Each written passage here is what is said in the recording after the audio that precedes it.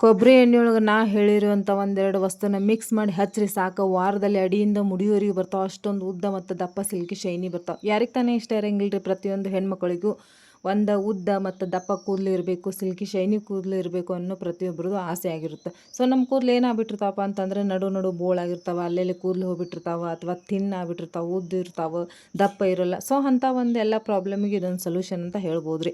So ಇನ್ನೂ channel ಯಾರು subscribe ಮಾಡಿಲ್ಲ, ನೀವು ಕೂಡ ಚಾನಲ್ನ ಸಬ್ಸ್ಕ್ರೈಬ್ ಮಾಡ್ಕೊಳ್ರಿ. ಫ್ಯಾಮಿಲಿ ಫ್ರೆಂಡ್ಸ್ ಜೊತೆಗೆ ಶೇರ್ ಮಾಡಿ, ಲೈಕ್ ಕಮೆಂಟ್ಸ್ ಮಾಡಂಗೆ ಏನು ಮಾಡಬಾರ್ದು, ಹೋಗಬಾರ್ದು.